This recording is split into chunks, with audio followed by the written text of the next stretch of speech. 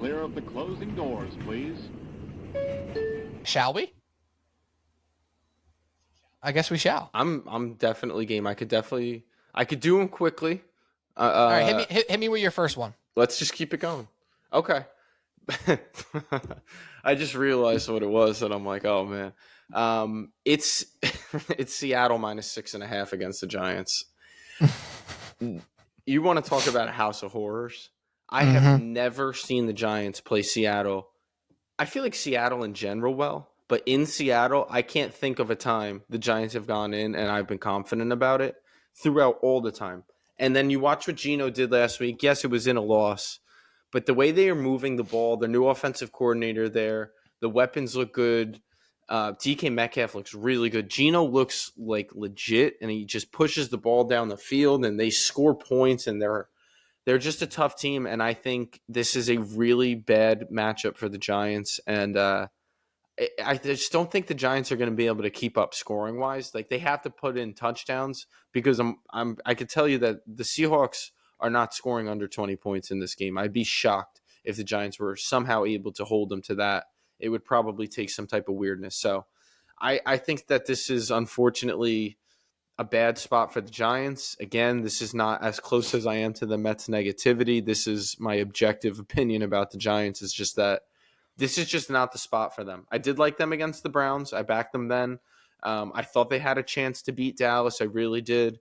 But I don't think they have much of a chance against Seattle. They would take one hell of a game plan. So Seattle -6.5 straight up is my first pick. I mean, it's tough to back the Giants here. They don't put touchdowns on the board, and the Seahawks, even in losses, put up points. It's tough to fathom a world where the Giants can keep up with that track meet. And their Giants also, as we know, aren't a huge like garbage time backdoor cover team either, right? It's not like Daniel Jones in fourth quarters is all of a sudden getting his total up to 285 yards. It's just like, we dream of garbage time yards at least. Like, that would be such a win for Daniel Jones in the end of a fourth quarter of a meaningless game to throw an extra touchdown and an extra 90 yards. Like, it just doesn't happen. So I like it. The only thing that scares me there is like favorites over 5.5 point or 4.5 points have just not done well. So the Giants getting 6.5 is obviously in that, but the trends of week 1 through 4 are the trends of week 1 through 4. And usually the books do recover and the public catches on too late. So hopefully that's a good one for you. All right. I'm going to go with my first pick here. I'm going to Sunday night. I'm going Dallas Cowboys, Cody. I love to bet them for some reason. They're at the Pittsburgh Steelers. The Steelers are -2.5. And you can obviously point to the arguments of the Dallas Cowboys defensive line being injured and Micah Parsons and DeMarcus Lawrence all being, banged up and possibly in, most likely out for both of them. But I just look at this Cowboys team and Dak Prescott and CeeDee Lamb getting more and more going here. And the Steelers are always a house of cards to me. I know that their defense is really good. I know that they obviously had a disappointing loss last week, but there's a huge difference when betting the Steelers of when they're favorites and when they're underdogs. And the Cowboys, to me, are a team with a regular season pedigree. I know I say that a lot, and it hasn't come to fruition fully this season yet, but Dak Prescott and CeeDee Lamb are clicking more and more each week. I see what they're doing.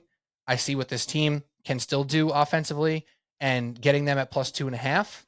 I just like it. I don't like backing the Steelers as a favorite. I think the Cowboys hate is so easy to jump on, but it's easy to forget that they are very good every regular season, and I expect more of that here on Sunday night where the Cowboys are going to get against the big bad Steelers defense, and then all of a sudden Dak throws for 300 yards and CD has $140 and 2 touchdowns. That's what I'm seeing. That's what I'm going with. Dallas Cowboys +2.5. Yeah, a couple really good Giants fans we are, huh? I'm betting against the Giants. You're betting on the Cowboys. Just true to blue.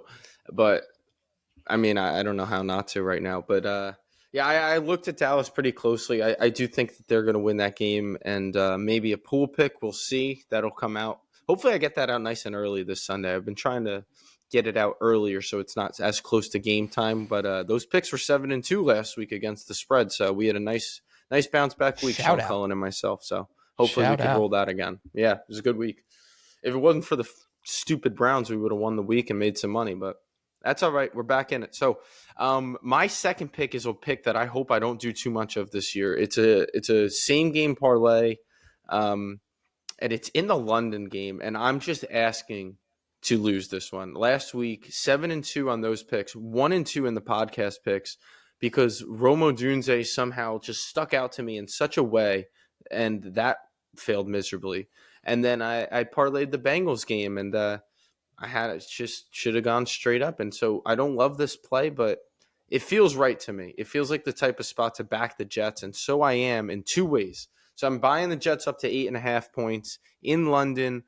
I am being burnt by the Vikings left and right. And it feels like I'm at a point where I'm just going to keep doing it until it hits 1 week, because I can't see 4-0. I couldn't see 3-0. And now I'm saying I can't see 5-0. So I think the Jets are going to win this game as everyone hops off and they go, oh, the Jets, they just lost to the Broncos. What's wrong with them? This team, not what I thought. Everyone's probably off the Jets bandwagon. Time to hop back on. But I'm only going to take them at that 8.5. And I'm parlaying it with Garrett Wilson's receptions over 4.5. So 5 catches from Garrett Wilson. Again, it's not what I plan to do much of, but I know Garrett Wilson's been doing some talking. I think they pepper him after a pretty much a no-show from the offense last week. Yes, it was sloppy weather in MetLife, but I don't even know if they scored an offensive touchdown. They might have scored once. Regardless, they did next to nothing offensively. I think you get your playmaker the ball this week, and so that's why I feel comfortable. I was looking at actually Wilson's receptions first off straight up, but 4.5, over 4.5 was like minus 160. So I knew I had to pair with something. I'm like, you know what? I like the Jets enough. Let's buy them way the heck up. So I'm getting over a touchdown. I get the 2-point conversion cushion. So to wrap all that nonsense up, Jets are plus 8.5. Garrett Wilson is over 4.5 receptions. And I believe that was like plus 102. And nice job by me to not record that. So let me find that real quick to find the exact number. It'll be on socials at Subway Sports Talk, though. So don't forget about that.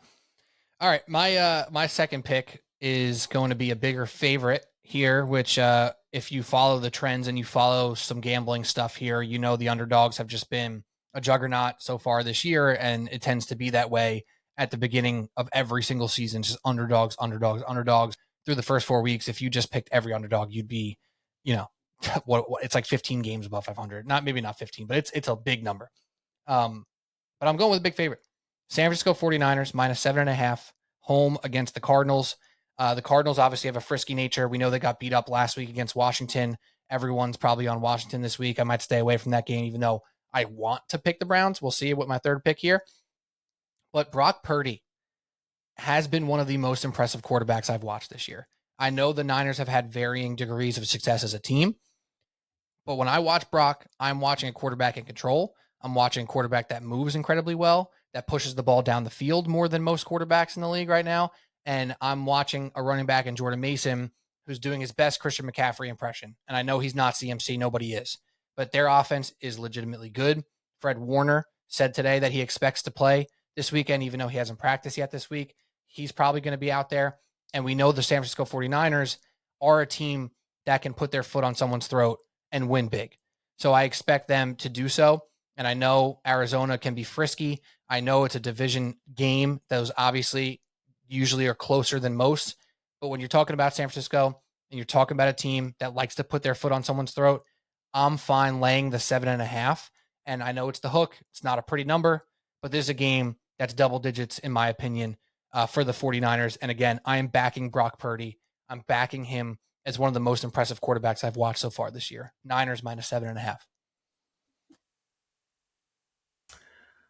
I don't know just yet because I haven't had my phone call, but I will say, Pete, in my mind, we are maybe going to be against each other for one of those rare occasions, because I kind of like the Cardinals, and the spots I like them in is as dogs. I did not like them last week as a 3.5 point favorite against Washington, but I do love like a backdoor Kyler opportunity, and I could see that coming. So I don't know if I'm taking it or not. If I do not, then I'll be rooting for you, my friend. But thank you. Obviously me over you, respectfully. So yeah. So right now we'll see. Sunday morning we'll find out. It is nice though. I will say, did that and when we do that phone call, Pete, we talk everything through, it does clear a lot up for me. So like my Thursday thoughts, like right now, I don't think they're as good as my Sunday thoughts when I do get to talk that through. I don't know if you feel that way at all.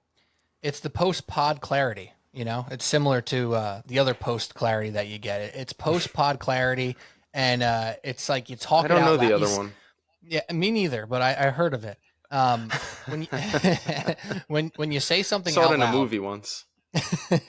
when you say something out loud and like in a conversation, especially when it's being recorded, if we're being honest, like you feel the gravity of it a little bit more, and you're like, oh, is that just dumb? Like, did I just say something that is going to end up biting me in the ass? And that's kind of what you think of when you make statements like that. So me saying the Niners are going to roll the Cardinals, then I thought to myself, they're 7.5 point favorites. They're the perfect teaser leg, and teaser leg type teams, teams that are perfect teaser legs that are favorites this year have been abysmal, like truly abysmal. But, we just saw the Niners not be abysmal in that same space against the Patriots last week. So I'm just rolling with it. I'm not thinking too much about it. And I'm not going to fear the positive favorite teaser leg, if you will. So I'm rolling with it. All right, fair enough. Hey, we did have San Fran last week, so they did cover in that spot. Yeah. Last one for me is the hold your nose pick of the week. It's got Pete Kennedy actually written all over it, so I wouldn't be surprised if you're already eyeing it up. But it is your Jacksonville Jaguars to finally get a win. The -2.5 home Jaguars. It's -120 right now, so that could shift around. When I looked earlier, it was -3 at like +100 today. Right now, -2.5 at -120. So I'm locking in -2.5. But I just think it's kind of the eventually, and they've been right there in a lot of these games. It's not I don't think they're the worst team in football, kind of. And you know who I don't really like is the Indianapolis Colts. I don't really love Anthony Richardson and his ability to do simple things well, like continue to keep drives alive and hit the checkdowns and take the underneath stuff and just play almost like boring football. He doesn't have that yet, not to say he won't, but at this point, I don't think he does. And I just think the Jags have to get one. I don't think they're as bad as that, and I think everyone is at least going to say, I'm not touching this game, if not saying, I'm totally done with Jacksonville. Hold your nose. This is the spot to do it for me. Jags -2.5 straight up is pick 3. It's very interesting because you can easily say the Jacksonville Jaguars should be 2-2. You could also make the argument they should be 3-1. You really could. They're 1 or 2 plays away in many of these games. I'm too emotionally invested in rooting for Trevor Lawrence to be a good quarterback at this point, because I thought hard about that one. But here's the most telling thing, Cody. If this was Joe Flacco starting for sure, and it's the same line, are you touching it? I'd be probably a little more nervous with that veteran juice that Joe Flacco's got. I'd probably be a little bit more worried than Anthony Richardson, ironically. I agree. I think all those weapons the Colts have feel much more scary to play against when it's Flacco instead of Richardson. Like the simple things of getting Pittman going and getting Downs going and Pierce going just make more sense with Flacco. I mean, Richardson's more likely to hit Pierce for 60, but Flacco's more likely to hit Pittman for 9 for $120, and that's a huge difference for me. But I'm going to stay away, even though I'm pulling for the Jaguars for sure. I'm just like rooting too hard at this point for Trevor Lawrence to get on the right side of things. All right, my last pick, and I'll make it quick here. Where'd it go? I'm trying to find my line. And here it is. Okay. I'm going to hold my nose with this one as well, Cody. This one feels like it's going to bite me in the ass, but it's similar ilk to my Trevor Lawrence love is my backing of Caleb Williams right now. I see positive growth in Caleb Williams in each game here. I'm seeing a scheme that's probably not great for him right now, but I'm seeing him now going up against the Panthers, who aren't a good team, who are a bad defense, and a chance for Caleb Williams to have one of those coming out parties. The -4 spot for the Bears is a scary one. It's not one you like to be a part of because it's a bad number and it's an annoying number. But I think most importantly, this Bears defense has been really good. They found a little something with the run game there. And again, Caleb Williams is having those moments where he's making more and more throws as games go on. And I'm seeing the cerebral nature of Caleb. I'm seeing him escape pressure. Obviously, he's still getting hit a ton. He's getting sacked a bunch because he's under so much duress. But I do believe if there's a chance for Caleb Williams to have that first 3 touchdown game, to hit DJ Moore a couple times, this is the week. I think the Bears, Vegas is telling you something. Their favorite 3 points against the Rams, their favorite 4 points against the Panthers. This is a team that offensively has been not good, not consistent, not making big plays. And yet Vegas is still putting them in positions to be favored in this manner, albeit against not great teams. But to me, this is maybe a great chance to catch Caleb on when he's still down low and catch him on an upswing where he can have a little bit of a coming out party here. And your Roma Dunze pick from last week that failed miserably this week might hit big. So I'm feeling the Bears -4. Their defense is really good. That veteran juice that Flacco has, that Andy Dalton also has, it wears off over the course of a few weeks. Absolutely. And I do think this Bears defense helps a ton in this spot. So I'm going Chicago Bears -4 last pick. And that's all we got. Felt good to do that again. Yeah, absolutely. Hey, listen, Louis did Mets, and we ended up sneaking in some picks as well. Very excited about that. Let me just read Mark Shanlugan's picks really quickly here before we go, since he did put them out here. Classic Mark Shanlugan. He actually did, though, however, take one straight leg today, this week. I'm very proud of him. But his first leg, Niners money line, Washington Redskins. He wrote that in the chat. He wrote Deadskins, actually. Niners and Commanders. Niners money line, Commanders +2.5. That's -110. Seahawks money line, Cowboys +7.5. That's -120. And last but not least, the Jets in London +2.5. Straight up leg for Mark Shanlugan. That's all we got, though. Cody O'Connor, any last words? Let's go Mets. Let's go Mets. Subway Sports Talk. Don't forget to subscribe, rate, review on your podcast app, YouTube, the whole 9, social media at Subway Sports Talk. We appreciate you. We'll talk to you soon. Cheers. Let's go Mets.